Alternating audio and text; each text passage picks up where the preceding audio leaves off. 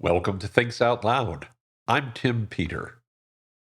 I read an article the other day from Amanda Natavadan at Spark Toro that asked, "Traffic is down. Revenue is up?" Weird, right? The fact is that I see this all the time. Google search and social and ad performance sometimes declines, and yet revenues are either flat or better. In the immortal words of DeAndre Cole, what's up with that? Does that mean your marketing isn't working? Or is it possible that clicks are overrated? Can you drive revenue without clicks? And if you can, what role does your content marketing play in making that happen? Lastly, how does AI play into all of this?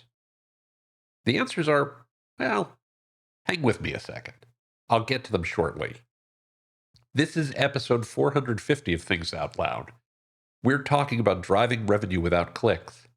Let's dive in.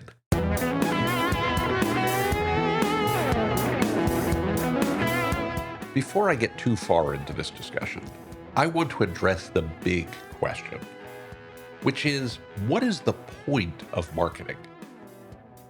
The answer, which you probably know, but might surprise a few folks, is marketing exists to drive revenue. Your job isn't to drive clicks or traffic. It's not even to build your brand.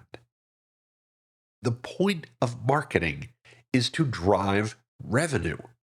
Period. End of story. Building a brand is a great way to do that, to drive revenue. Almost always, it's a critical step towards driving revenue. And clicks and traffic certainly help. But they're also steps towards the overall goal. And that goal is revenue, or even better, profits. As a buddy of mine likes to say, you don't deposit clicks, you deposit money. I don't mean this to be mercenary. Your company and your team and you yourself may have larger, more altruistic, more beneficial motives for the work that you do. There are so many companies who do great work in this area. Think of companies like Tom's or Patagonia or Out of the Closet, a thrift store in my backyard that donates its proceeds to the AIDS Healthcare Foundation. They're all remarkable. They do tremendous work in their communities, and they deserve credit for their commitment to making the world better for all of us.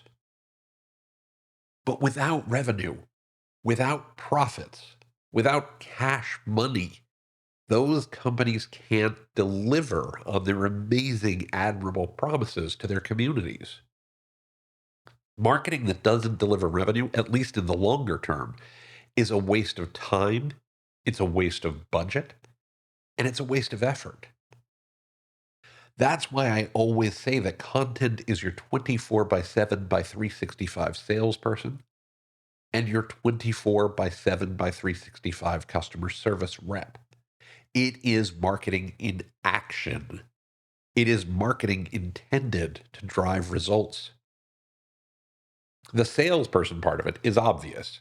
It drives sales. And the customer service rep part helps drive satisfaction and retention among your customers. Those lower your long-term cost of customer acquisition by helping you keep the people already using your products and services and getting them to come back again and again and again. That's why, what you've heard me say before, that content is king and customer experience is queen. They work together to sell and retain your customers. So, shouldn't your content at least drive clicks? Again? No, not necessarily. I mean, it'd be great if it did, but it's not necessarily what you need it to do. Your content exists to connect with your customers, both real customers and potential customers. It helps them understand who you are and help people solve their problems, how you make their lives better.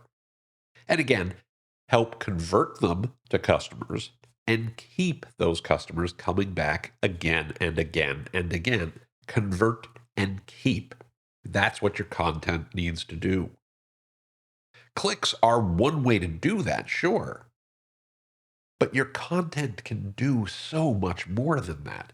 So much more than simply drive a single click. When your content is shared on social channels, it can keep your name in front of potential customers. And that can drive people to type in your URL or, far more common, search for your brand name. Think about how much search has changed over the last couple of years. We don't have 10 blue links any longer. We don't have the way search has always worked. When people search for your category or a topic area or something more generic, you might show up. Do you know what comes up when people search for you by name? You, your brand. That is a genuinely good thing. Capital G, capital T, good thing. You love to see it. And getting people to be invested in your brand is part of what your content is supposed to do, because that's how you drive revenue. You get people to care about your brand.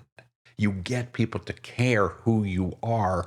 You get people to care about what you do to help them live a better life. That's the whole point. My friend Mark Schaefer has a new book, Audacious: How Humans Win in an AI Marketing World, which is well worth your time.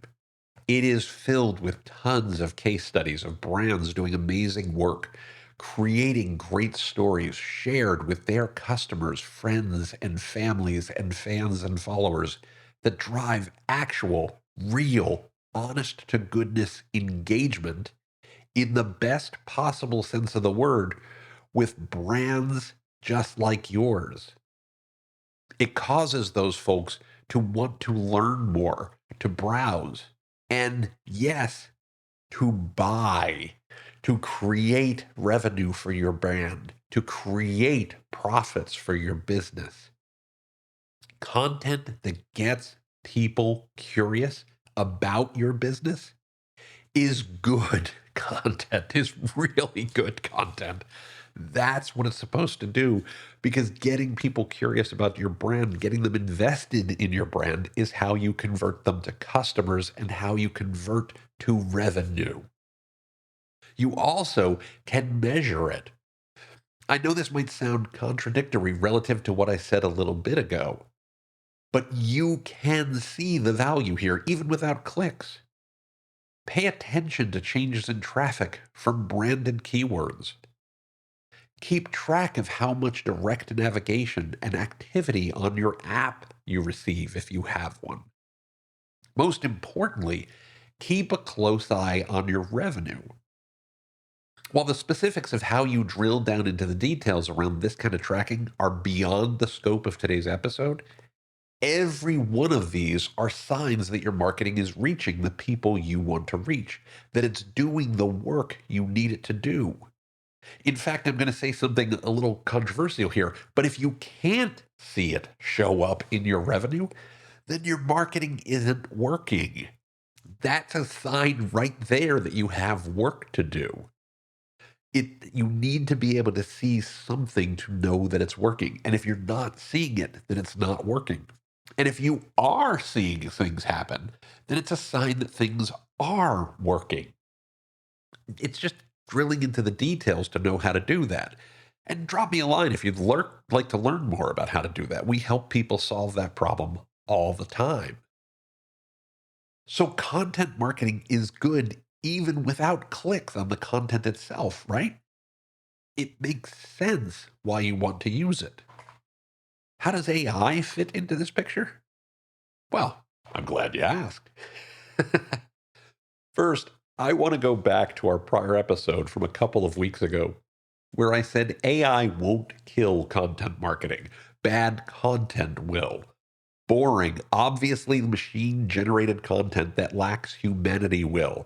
Content that fails to connect with human beings as individuals and as members of the communities they care about will kill content marketing. In short, AI will only kill content marketing if you let it. I am dead serious about that. AI will not produce the content that your customers love. Almost no way, no how. What AI can do, though, is help you brainstorm ideas for content. You can use AI to generate personas for your target customers. Then ask your favorite AI to provide feedback about your ideas before you invest too much time and treasure into producing them. You can use AI to help you craft outlines or even, and I can't emphasize this word enough, create rough drafts for your content, for your imagery, for your video scripts, and for your social media posts. Again, rough drafts, not the final draft. You can also use AI to help you parse your data to uncover whether any spikes in your analytics represent a fluke or a longer term trend. When you use AI to help you craft content, do not, and I am begging you, do not take the output these tools provide and post them as is. Do not use them as the final version of your content. Anyone can do that. Increasingly, it feels like everyone is. And that's why we see so much crap content. I mean, if I'm being perfectly honest, I use AI generated images more than I should. We're going to be moving away from that over time.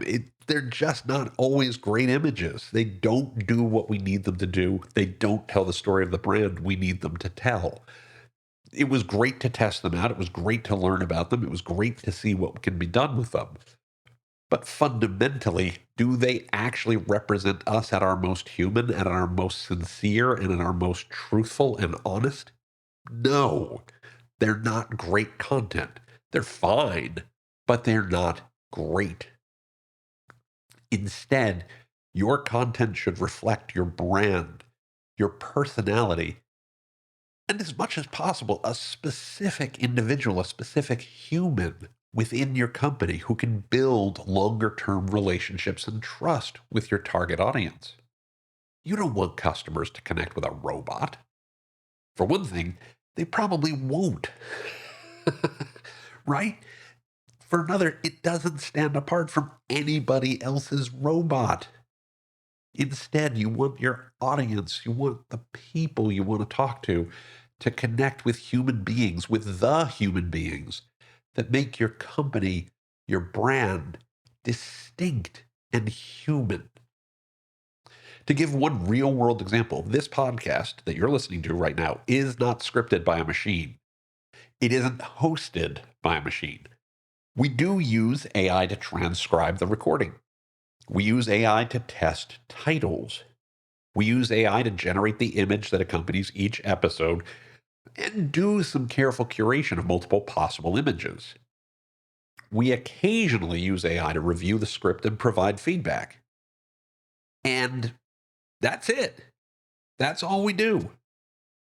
Other companies we work with use AI to help personalize messages or test alternatives for different customer segments. Some use AI editing tools to streamline video production. They and we use AI to improve efficiency and scale. But all of those start and end with human crafted content. That's the only way you're going to stand apart. Otherwise, you're going to sink into a sea of sameness.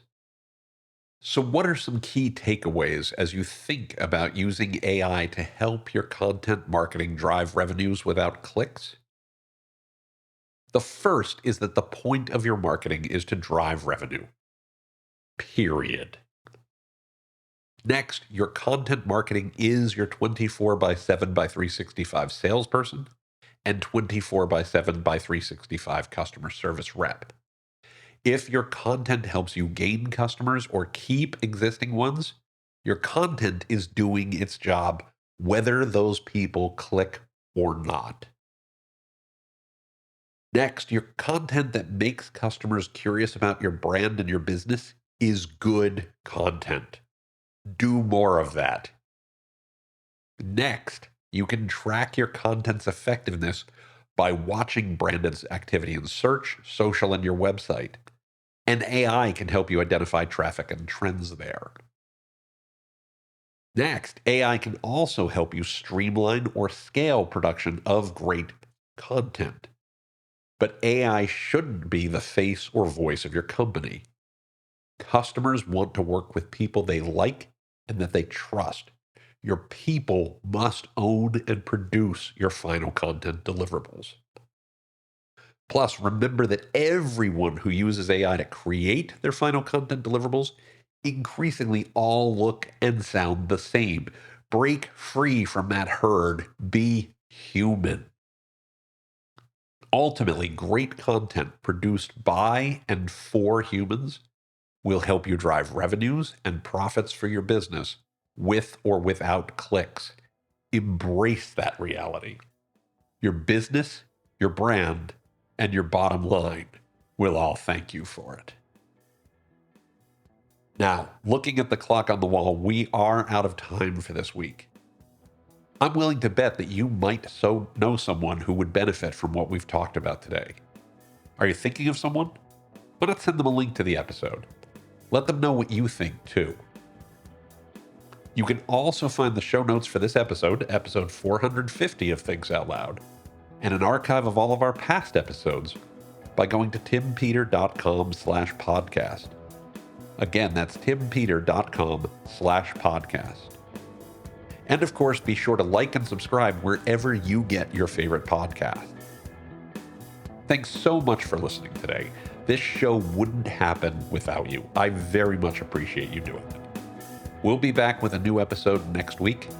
And until then, please be well, be safe, and as always, take care, everybody.